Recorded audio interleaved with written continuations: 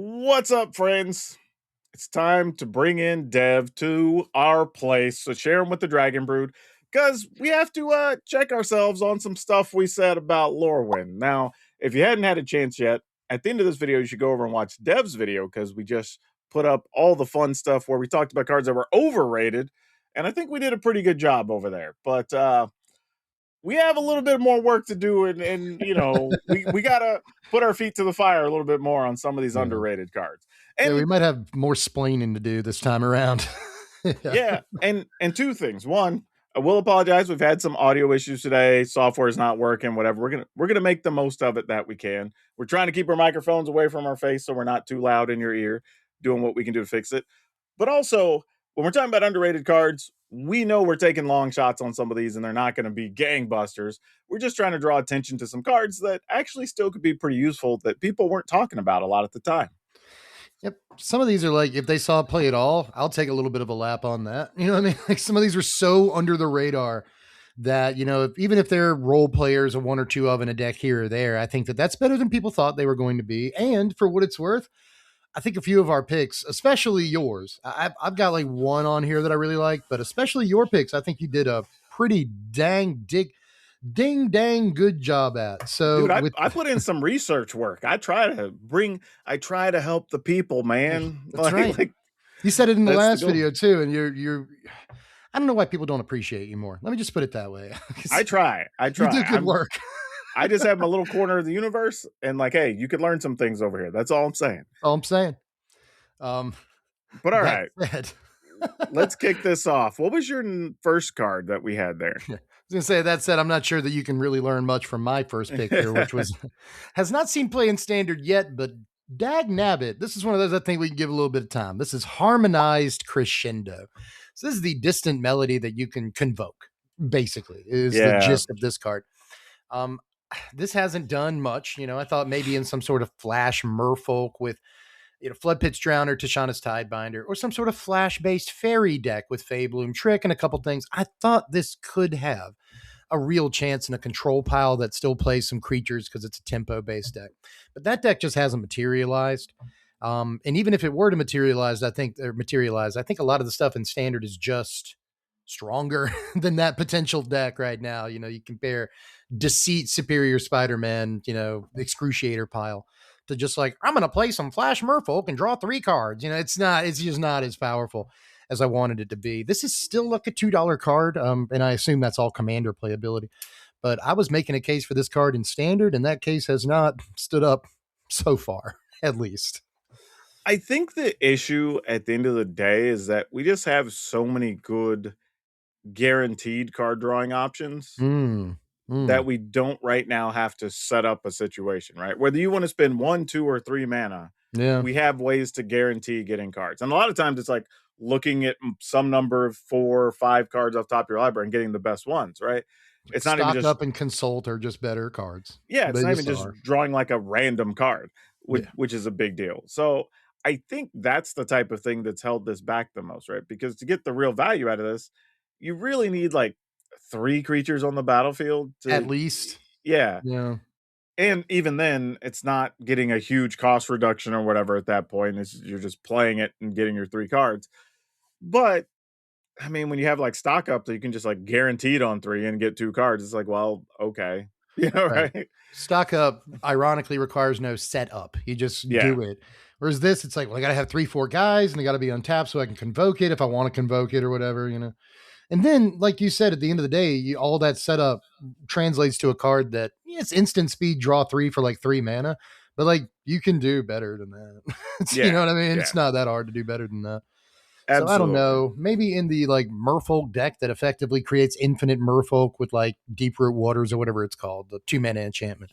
Like maybe, but again, that deck hasn't materialized and probably won't. I think we can somewhat safely say. So as much as I think Harmonized Crescendo is a powerful card, we may just not see the kind of deck. And honestly, if there's like a typo, like a Kindred deck in standard that wants to play the card, I think now is like the most likely time that deck would exist, you know? Yeah. And because we got Bloomburrow and Lorwyn Eclipsed, like all these things that care about creature type, and it still doesn't see play. So I was thinking maybe otters, right? There's a blue-red otters deck, and like it doesn't play it either. That deck just plays stock up. So I Yeah, think to your point, we've got proof in the format that even if there's a deck that wants the card, there's just better options. So no crescendo yet, but we're still waiting. We're still waiting on that sweet, sweet crescendo to hit us, baby. We'll see if it does. maybe, But maybe. your pick. I think you could Oh actually yeah, yeah, we'll rally for this one for. You can be yeah. proud of this one. Yeah. Sapling Nursery, man. Yeah. Like this card, I think there was a lot of times where people looked at this and went, well, getting it onto the battlefield is going to be tough because it costs 8, but it gets reduced for number of forests and blah, blah, blah. But like, we've been seeing this card. It's showed up in It shows actual up. tournament decks, Pro Tour decks, Arena Championship decks. Yep. Like sometimes just being a cool card in some type of landfall deck, sometimes being used with the combo with the harmonizer and all Right, with that, right? harmonizer. Yeah. Yeah, it showed up in a few different builds. And honestly, if you want to build that deck, this card's still really cheap. Like if Yeah, you what is this? Is like $3 or something? $2? you could probably find it under $2 in some places. Like Yeah. I don't know why, because this card is actually played in multiple real decks. So I Yeah. don't really understand. But hey, if you can pick them up for a buck or two at your local spot, Mhm. go ahead. It makes that deck cheaper to play for sure. Yeah, every time a set comes out, I tend to spend $5 to $10 on that set on like TCG Player, just picking out some of the cheaper, better looking stuff. And this is one of the cards that I ordered in my first like $5 order from Lorwyn Eclipsed, and I have now played it in like 5 different commander decks. Like it just goes in like all of my green commander decks, but it has shown up in standard too, a surprising amount. Like you said, sometimes in these like Tifa Mossborn Hydra decks, usually it's an ancillary way to win the game, right? Like if the Tifa Mossborn Hydra doesn't win the game immediately, then this will help me win the long game. And the same thing's true in these harmonizer lists where you find it in the sideboard from time to time. So this has been a pretty popular card in standard. It hasn't like ruled the world or anything, but it's shown up not just in those like Tifa decks and the Might Form list, but also in the odd, like green white, like Felidar Retreat deck that we were kind of talking about when we first saw you see those on Arena all the time. We've also seen this card paired with Fecund Green Shell. Yes, we have. Yes, I've seen those decks chains as well. off like 5 tokens in a row or whatever. Yep, and that's disgusting. The card works insanely well with Green Shell, and those are popular beyond the Arena, right? They actually show up on MTGO decks. Mm-hmm. So, yeah, I think that Nursery, more than almost any card here, I think is the one that you can probably be like, told you so, and I think that people were excited about the card, but not necessarily for the standard environment. And that's where you were right. I think that's one where people wanted to like it, but they were looking, saying like, but I don't want to get pulled into a trap. Yeah. They that was one where people didn't want to believe it was playable. And it's like, no, this is actually playable. I promise. Yeah. It's funny because there's a few things on the overrated list that people are like, well, this can't possibly be too good to be true. And it's like, it obviously is. But like this one, people were kind of reticent about, like they didn't want to believe it. And I don't know, man. Sometimes cards are just like obviously good. And I think that this is one of those instances. So I think what this set shows us for both overrated and underrated was that things aren't as obvious as a lot of people believe they are to them. Right? Like there is a lot of comparisons to old cards that people make that aren't necessarily accurate because the environments are different. I think people can get excited about a Magic Christmas Land, and then it's hard to discern if that's truly a Magic Christmas Land or a thing that actually can happen, right? And this isn't an insult to anybody, whatever, because we still get stuff wrong, right? Oh, absolutely. But sometimes, depending on your knowledge or your history or skill level, it can be hard to discern what's right in all that noise. That's kind of why we do these exercises to say, hey, let's go back and look at other cards that we picked and see how close we were. Exactly. It is. And I like the word exercise. That's what this basically is, and hopefully we'll get better at it as we go on. You obviously have. Jeez. Because a lot of your picks are pretty good this time around. I can't necessarily say the same thing about my next pick, which I have seen on the Arena, and I have seen it on MTGO and deck lists, but it is not a card that has become very popular in standard over time, and that is Lluwen or Lluwen, imperfect naturalist. I think Lluwen is good. Is correct. Yeah. Yeah. Lluwen, again, I've seen it here and there off and on, but even in the decks I've seen it and I can tell like, oh, this is a one of. and I've built like standard brawl decks around it, but that doesn't count. So I can't say that this card got super popular in standard, but I have seen it show up. Not enough for me to take a lap or anything, but I still think this one may have time if there's a roots deck out there that is important at any point. If there's any sort of green black graveyard deck that's important, it works well with the moon shadows of the world and the Overlord of the Bale Mercs and stuff like that. The Esper Origins, like the card works really well with a lot of stuff in standard. So it might see its day, but it still has not to this point, not really.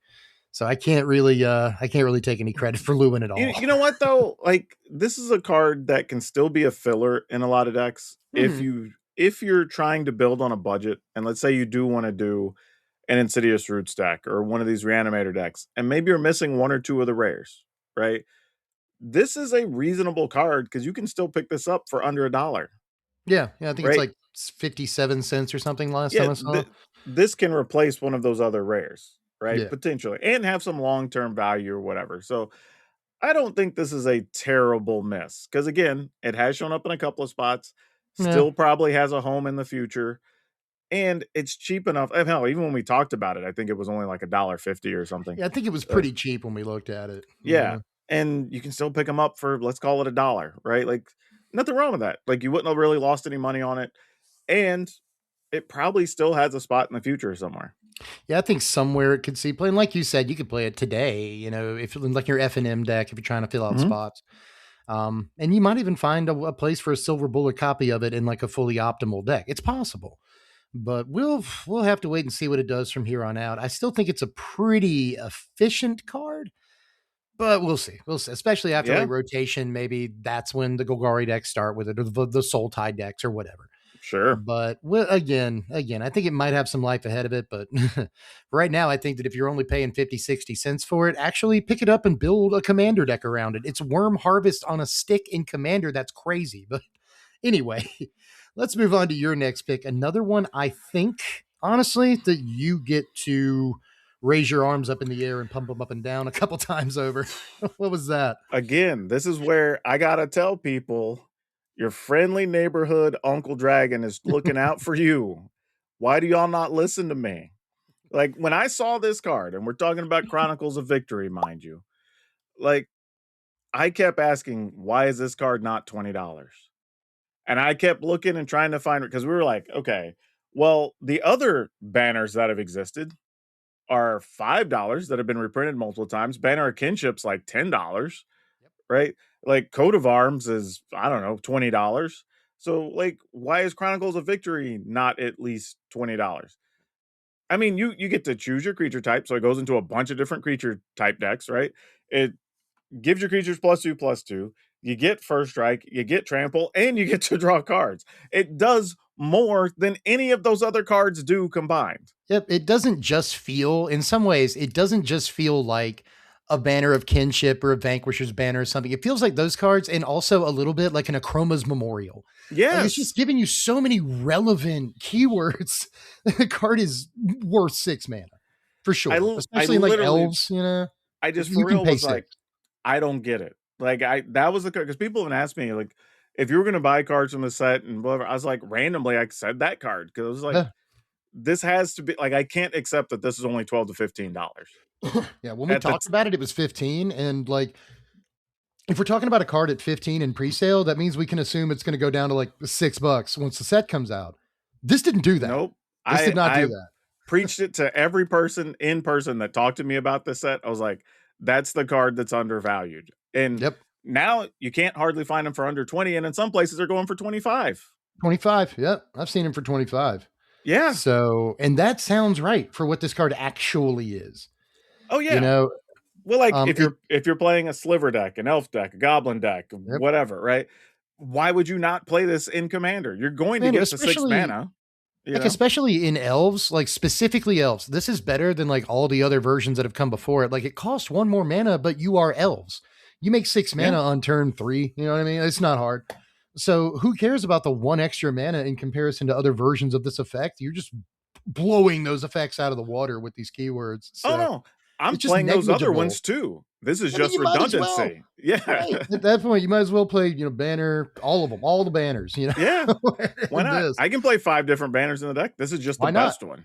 Yep. And at Yeah. some point I'm doing it, when I throw the coat of arms down, now I'm back in like 11th grade algebra. You know what I mean? Like, Oh, sure. my creatures are large enough to just win the game, right? We don't have to do this math at this point. But honestly, that's something I like about this card over something like Coat of Arms.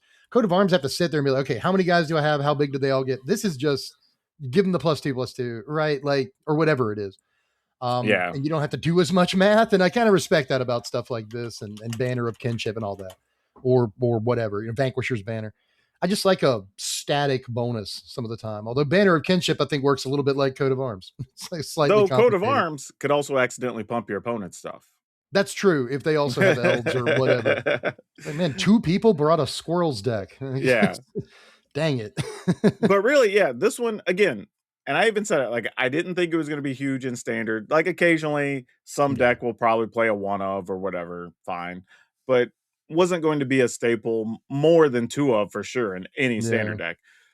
But the value overall was there on this card, which is why I had to mention it. It's like, I honestly, this is a type of card, barring a reprint, or at least until a reprint happens, I don't see this price being worse than $15 and probably not Ever. worse than $20. I could see the card going up from where it is right now. Like, I could too. especially the set goes out of print. They don't print it in another Commander product for a while. Yeah, the card could easily go up. Yeah, So, crazy card. Phenomenal choice. We don't often talk too much about Commander on these lists. We're mostly talking about competitive stuff, but sometimes a card is underrated even in Commander. Cards come out all the time. People are like, oh, Commander card, Commander card, Commander card. So it's kind of hard to underrate a card in Commander when everyone thinks every card's playable in Commander when these sets The come out. thing is this one was. Like, this is where I need to put some music in the background while I just like explain some to people that saying, oh, that's a Commander card is stupid because every card's a Commander card. Right? Technically. That's the first thing. The second thing is, just because you don't know what to do with the card in standard or whatever, modern or whatever, doesn't make it an immediate Commander card. Because, and I said this in one of our other videos, I've always challenged people, okay, cool. If you're going to say it's a Commander card, what deck wants it? And most of the time they can't name anything. They're just saying, well, it's not good in standard, so it must be for Commander. No, sometimes they're just weirdly designed cards. Yeah. Like, that's a thing. Yep.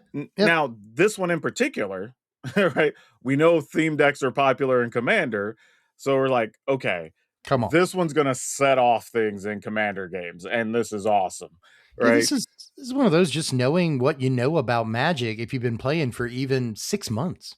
Yeah. It's surprising that this would be $12, like, ever. They're just so obviously a $20 piece cardboard. I genuinely don't understand with what the prices were of some things we were looking at pre-order. On so many other things that were $15, $20, even $40. And this thing was hanging out at 12 to 15 on almost every website. And I'm like, how? I think that helped it slip through the cracks, is there's a lot of powerful, expensive cards in Lorwyn Eclipsed.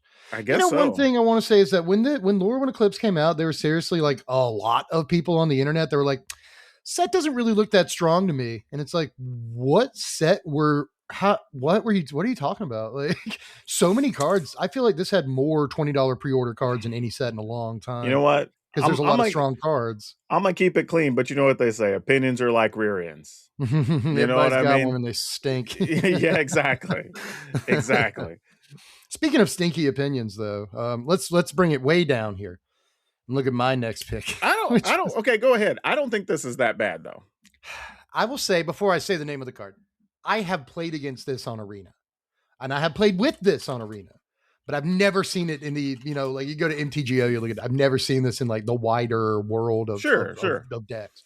Noggle Robber was one of my picks here, and I like to throw a wild one out every now and again, and this was kind of my wild one for this time around.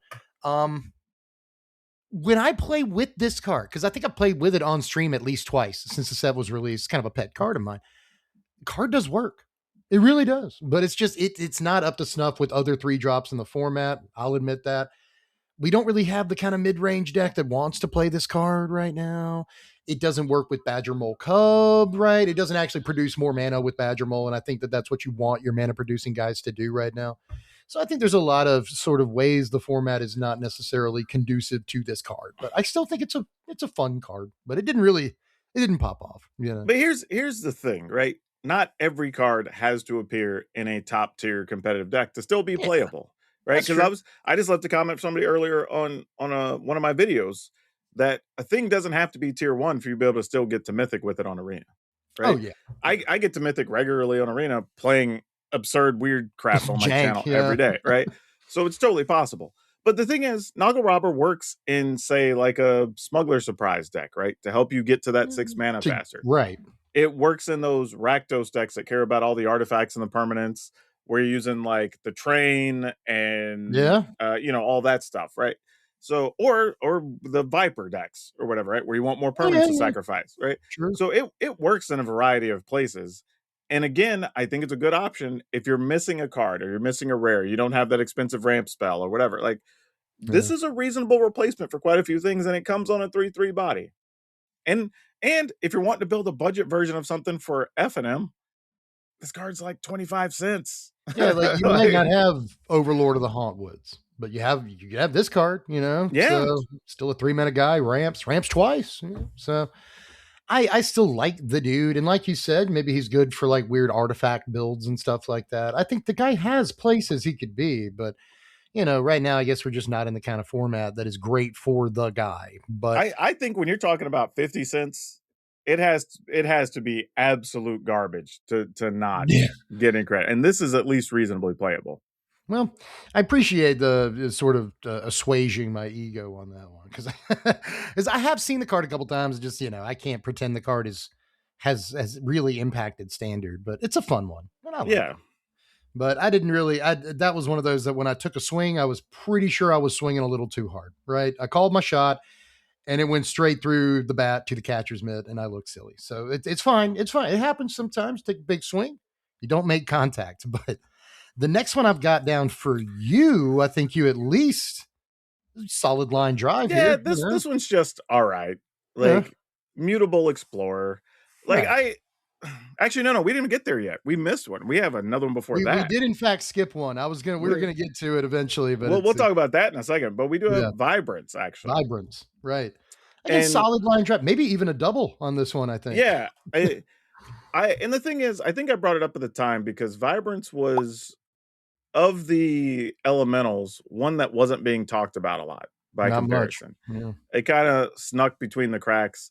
And I told people like this is likely to become a mainstay player in multiple decks. Now, granted, so far it's mostly been the elemental variants or whatever, but some of the Gruul decks Yeah. have started to pick it up and be like, oh yeah, it's just 3 damage whenever, and it comes on a body. Great. So yeah, I think this is another one, like multiples of the elementals or the incarnations, I say specifically. Like they're gonna end up getting played throughout their life in standard. I think it's gonna be hard to find this card for less than like $7 probably. Yeah, it's probably around that right now. Yeah, I that's would probably say. going to be the floor on a card like this, just because it's always playable. I mean, you might get lucky, and there might be a small window once the next couple sets come out, and people are playing all the new stuff. That Yeah. it might drop to about $5, but realistically, it's probably an $8 to $10 card. It's that useful in a pile of different decks, and not a surprise on this one. It did about what I expected, and more people are coming around to playing it in more lists. So, like, yeah, this one was a thumbs up. Yeah, originally there was like a 5 color elementals list when the season opened, and Vibrance was a 4 of in that deck. But now even these like Is It Sunderflock lists, you'll sometimes see 2 to 4 of Vibrance, all the way up to a Mhm. playset. Because that deck can make green mana with all of its lands that just cast element, Cavern of Souls and stuff like that, Yeah. Eclipsed Realms. But it can also make green mana with Flame Braider. Just by tapping Flame Braider, you get the green for this. Oh, So it's you'll a see finisher Vibrance. sometimes because they're playing alongside Throne. So you're Yeah. just like, all right, hit you for 9 because there's Yep. 2 thrones on the Exactly. battlefield. Hit you for 1 million. Yep. Yeah. But yeah, I've seen those plays too. In a deck with Roaming Throne, you'll often see this along with Vibrance and Deceit, like all the good evocamentals. And I think that we basically rated these as like Deceit's the best, then Wistfulness, then Vibrance. But I think a lot of people Yeah. were thinking like Emptiness and Catharsis were better than Vibrance at the time. And it's basically shaken out more or less the way we thought it would. Vibrance has been very good, and again, it hasn't Oh, shown up in yeah. everything, but it's shown up in enough. I would say Vibrance has shown up in more decks than just about any card we've looked at so far in standard. I mean, maybe Sapling Nursery gives it a run for its money, but Yeah. Yeah. Vibrance, I think, has been just as played. So again, I would take a blast around the track. And this is one of those that people knew was going to be good, but we still said, okay, just because we say underrated doesn't mean we don't think that, like, people aren't talking about it or that people don't think it's going to be good. I think that this card was on the radar. We just thought, well, it's over here on the edge of the radar. This really should be a bullseye, right? Like right in the Oh middle. yeah, You yeah. should be paying attention to this. And I think that that was a correct prediction. I think this did more than people even thought it would, and people thought it would do stuff. So And I'll also good point out call. it's pretty much held its value from release. It Yeah, stayed at around that $10 ish mark pretty much the whole time. whole time. Yeah. Yeah. It's like some of these other Evocamentals are a little bit more, but this, I mean, $10 is still a solidly, like, obviously this card is seeing play, Yeah, right? for Like sure. that's for sure. So yeah, good call. I'm telling you, I think at the end of the overrated video, you were like, "Oh, we're gonna be in trouble with the Oh no, underrated we one." we You did crushed great. it, but we Yeah, you crushed it did in the great. overrated video though. Yeah, Right. that's true. That's one of our maybe of two A pluses that we've had on overrated stuff so Yep, far. like ever. Yeah. Uh, I guess if there's one card on that I've chosen that I can be proud of, it is Ashling's Command was one of my underrated cards. This is also in various blue red elementals lists.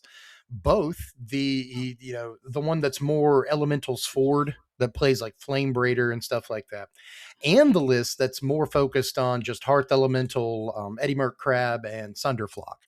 Deck usually only plays like 3 creatures, but that deck also often plays a full 4 of Ashling's Command, whether it's copying Sunderflock or any of its other elements. Sometimes it copies Eddie Merc Crab, taps 2 more things down. Or it's just doing any of the other stuff the card does, right? Drawing cards, making treasure tokens, whatever.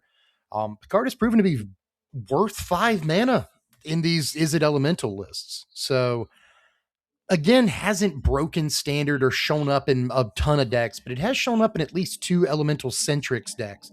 And that is honestly more than I thought it would show up in. I thought this might be like one elemental kind of control list, but it's shown up in more places than even I thought it would. So if I get to run this lap one time this video, I think that it'll be with this card.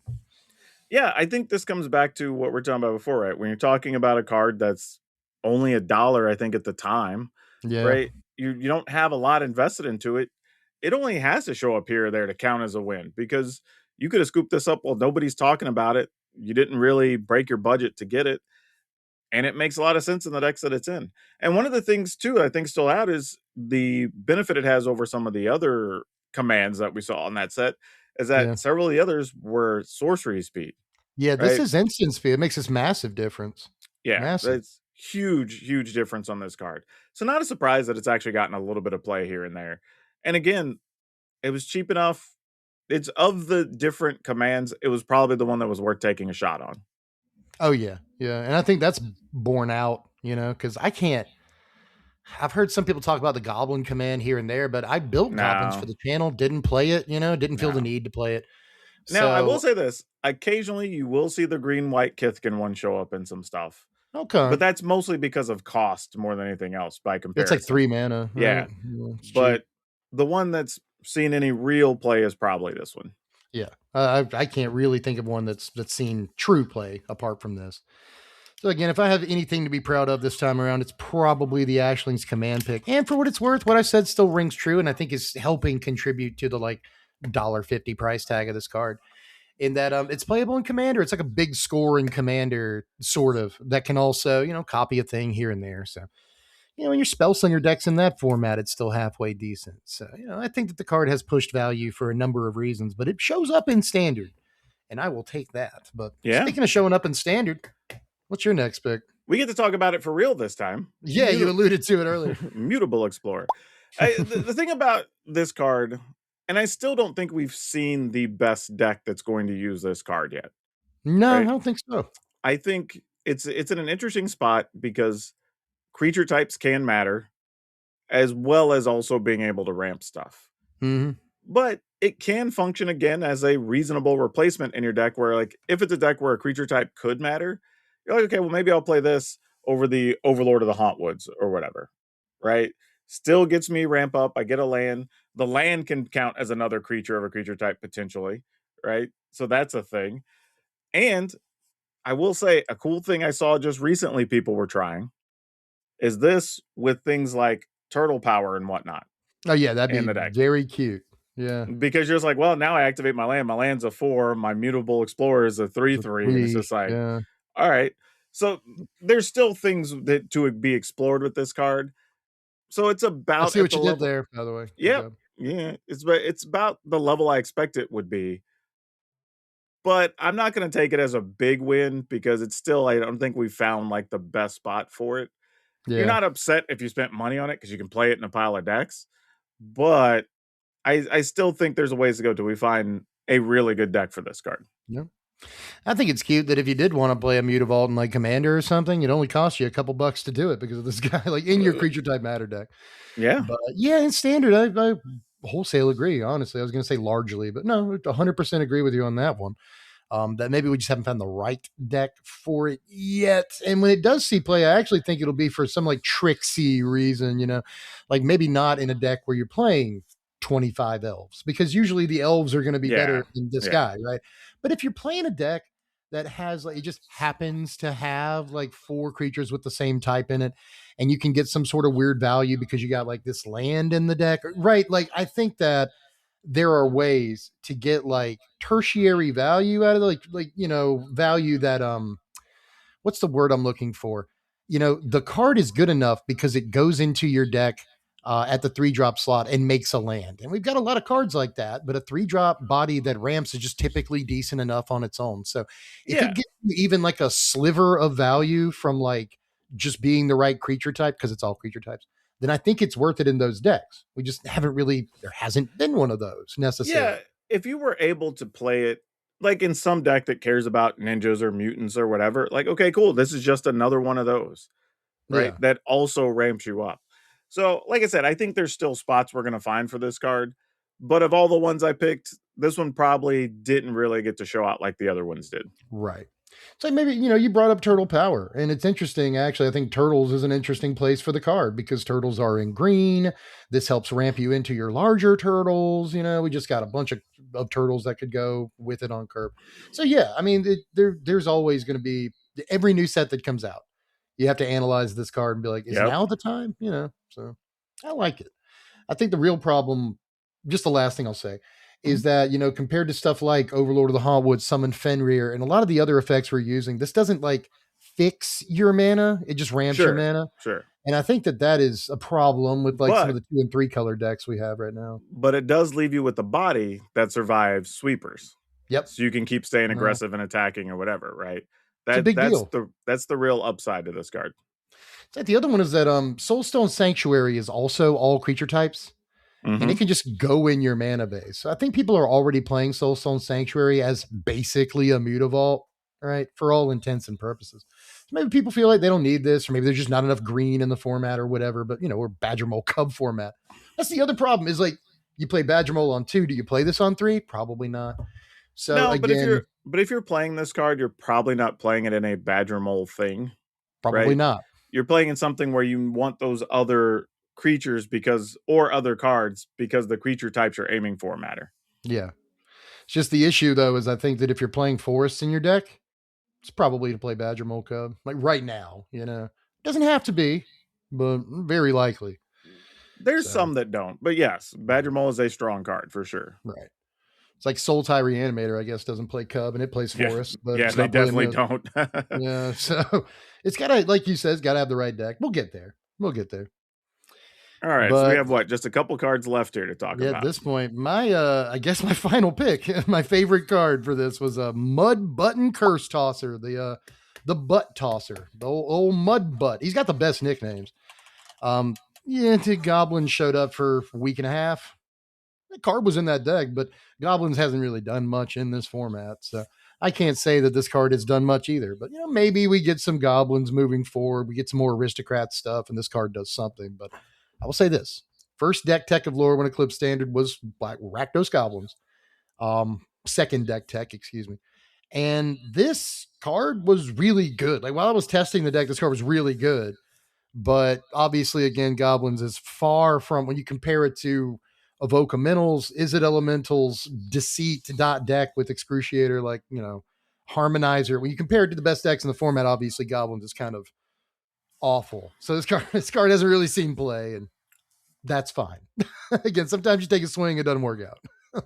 Yeah, I think the issue for me is that the best Goblins decks just didn't need to do all the stuff they were trying to do in Lorwyn, It's, right? Like yeah, you could play mono red or even red white. I played recently was very good to take advantage I saw of that. like War Leader's Call and whatever. Mm-hmm. And it was a fantastic deck.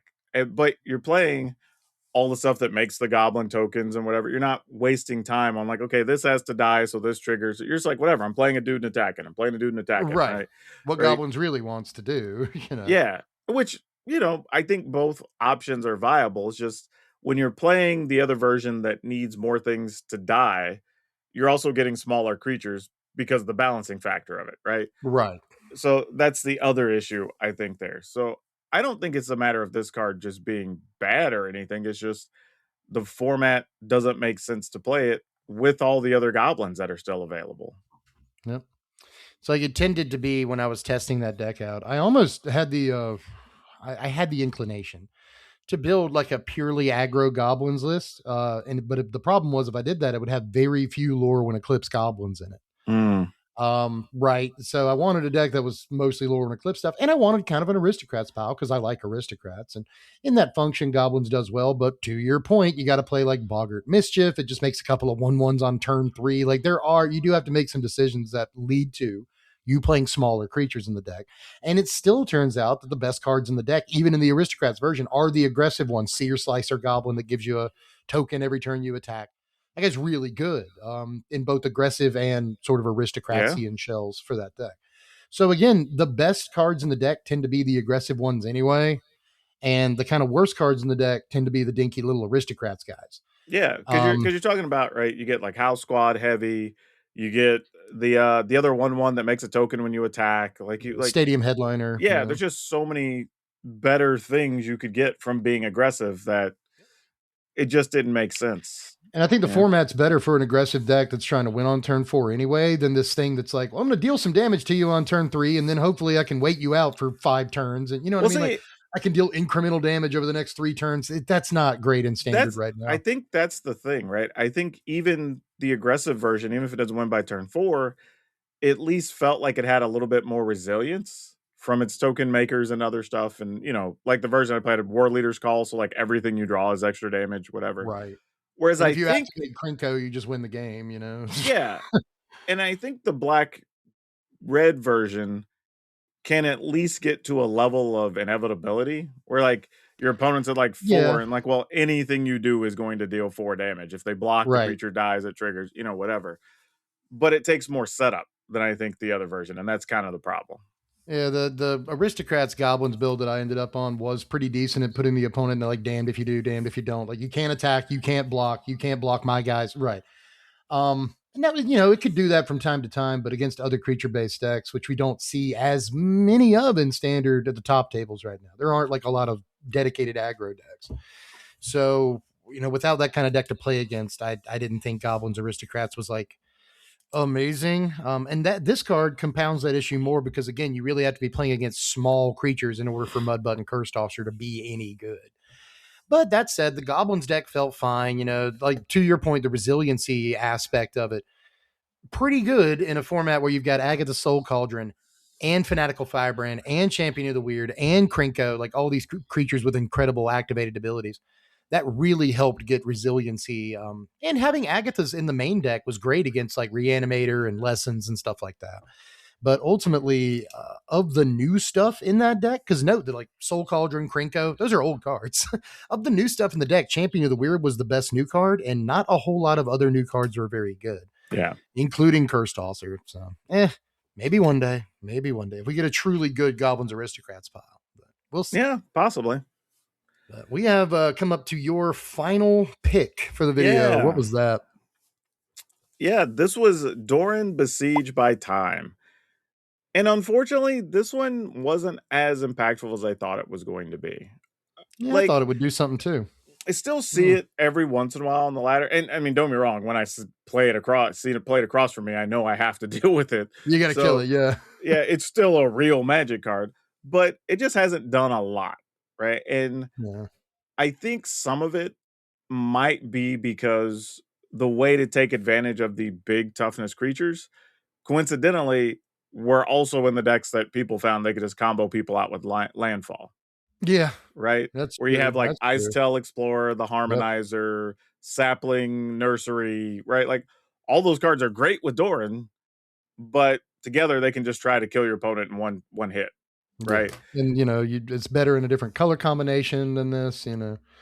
So Yeah. it didn't hit And, yet. This is another one though I think has potential to hit later depending on what we oh, see. sure. I think it keeps us in that space of every time we see like a 1/3 in the right colors or a 2/4 in the right colors, we're like, okay. Yeah. Like even when we're talking about interdimensional bovine, right? It's an 0/4 There's that a zero flies. four that flies. Yeah. And it's like, okay, well, if I attack with this, okay, maybe now we're getting what is it, like an eight I mean, four or whatever? Like, yeah.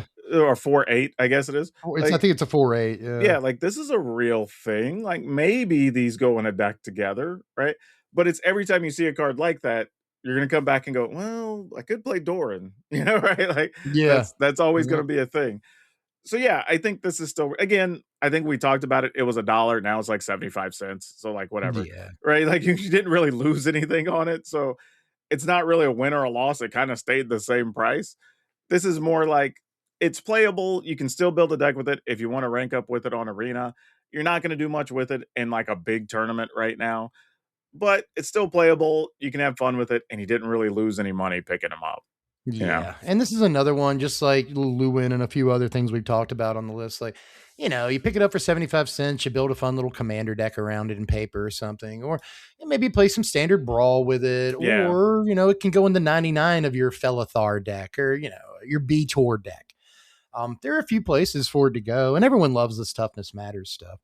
I think one of the problems in standard is that, yeah, it's cost reduction, but it's like a Lana Werewolves that costs 4 mana. You know what I mean? Like sure. it can produce more than 1 mana in a turn if you're playing extra creatures in a turn. But for the most part, cost reduction should start at like 2, 3 mana and not 4. And I think that hurts the card a bit. But I have had people attack into me with this card on the table, and suddenly everything has like a billion toughness and power, and I'm like, okay, so that's actually pretty good. Oh, I So said that in the that card's not video. bad. I said in that video I was going to have at least one opponent, if not more, attack because they don't understand how Doran works. And I Right. get in that It very happened video what happened. I remember telling people like it's about to happen right now, and right it now. did, right? What's funny is I think I have done that, not quite knowing how Doran works. I've been like, Yeah. oh, yeah, it's at least twice like on stream that I've been like, oh, they get the toughness too. Like I forget like every time. So Yep. I've walked into it. But yeah, Just I think to your point though, right, that you can play this in the toughness matters commander decks. And I think that's what's going to keep this card probably around dollar 50 for a while. yeah, But it's another one that I think if it doesn't get a reprint, slowly creeps up because of those decks. And, agreed, and you can agreed. pick them up right now, probably as low as 50 cents in some sites, but Really, a yeah. dollar at most. So if you're playing those decks, like you might as well pick them up because you're near the floor of what it's going to be right now. This seems like what we call a card kingdom dollar. Yeah. You know what I mean? It's Like TCG player, maybe 50 cents, card kingdom buck. And I think that, that's probably worth it. Even yeah. that for what this is. Like I said, that we are near the floor on this card. So if you are putting this in one of those types of decks, this is probably where you want to pick it up. Right. Honestly. And I mean, just like you said, you can take a lot of stuff to Mythic on Arena. And I think that there's a world where you take your, Doran Toughness Matters Abzan deck to Mythic on Arena. I think there's Oh, ways to do it. I'll be playing it again this season. Don't There get you me go. wrong. Like it's going to be in a deck. Like that's And for just sure. and again, kind of like just reiterating, if let's say in Strixhaven, there's like a 1/7 for 3 mana or for 2 mana or something, then yeah, you have to anytime you see a super high toughness creature, you have to consider that this card is in standard. For Right. sure. So and I guarantee there's gonna be like, why is this 2 mana guy a 1/6? You know what I mean? It's like, Yeah, oh, of because course. Doran's in standard. It's Yep. so we'll see about it. We'll see about it. But But yeah, overall, pretty good list this time around, I think. yeah, I don't think between the two lists, which by the way, if you haven't seen it yet, be sure to go over to Dev's channel and see us talk about our overrated picks because I think we knocked it out of the park on that one. Yeah, I think we did really, really well on the overrated. Yeah, Really well. but yeah, overall, I think we did pretty good on this set. I think the set of Lorwyn still was pretty good overall, just as far as Oh useful yeah. cards for a lot of decks. I think whether you played standard or commander, or hell, even modern and legacy got a couple of cards from the set. Yeah. So overall, very good set, and I think was about the level people were expecting when we saw the cards previewed. Yep. I'd call it a success and not a suck set. You see. Uh, But overall, I think it was better than I think a lot of people thought it was. Like I said, I'm surprised by the amount of people that when Lorwyn Eclipsed came out, they were like, "This doesn't seem like a competitively viable set to me." And it's like this set has so many good cards, dude. Here's the So many thing. good cards. The thing is, I think a lot of people just want to talk and be heard. I don't think a lot of people know what they're talking about. Like, there's believe me, and I'm not going to call people out and throw people under the bus because there's no Yeah, point. yeah, But there are a lot of people that I see something they say come across my feed, and I'm like, you should know better, right? I yeah. literally have that thought of like, come on now, what are we doing? Like, we're just creating noise so people like misery loves company, right? You complain Yeah, about there's a something, content machine to yeah, feed, you know? and I don't want to do that, right? If a card's good, let's celebrate it. If we genuinely think a card's bad, let's explain why, right? Let's Yeah, not just say it's going to be bad or a set's going to be bad. Like, let's really yeah. break down why. Not just I do or don't like a card, because hell, I put stuff on my list that I like or don't like. But if Yeah, I think it's same. the right thing to tell you about, it's the right thing to tell you about. You know? And we try to be objective. It's important, you know. There is a content machine out there whose whole purpose is to tell you that like everything sucks or is awesome, right? There's two different sides of it. Sure. Mostly, I think on YouTube, it's to tell you that everything sucks. But we strive to be the two like normal guys who just want to look at cool magic cards and tell you whether or not we think they're all right My whole or thing terrible. is You know? I I want to have a trail so you can look back and say, hey, this is why I was right or wrong. And you can judge based on that when I make future statements. Yeah, But also, when I'm genuinely mad at something or tell you something sucks, like you can trust that I honestly believe it because I'm not just running around saying everything sucks or everything that I'm mad at sucks, everything, right? right? Like when I like a thing, I'll tell you I like a thing. When I think a thing's good, I'll tell you I think it's good. And then other times when I'm like, guys, stay away from this one, you know? Yeah, And we that's how have you some can of those trust on the the person. overrated video, like some of those where I'm Yep, like, guys, slow down. I'm Like, just a telling little bit you, crazy. And we this were ain't right. $20. Yep. Yep, We were right about absolutely all of right. them. So come on over to my channel, check those out. We got the overrated picks for Teenage Mutant Ninja Turtles out as well, and we've got the overrated, were we right for the Lolo Eclipse set. And again, I think that one's worth a watch.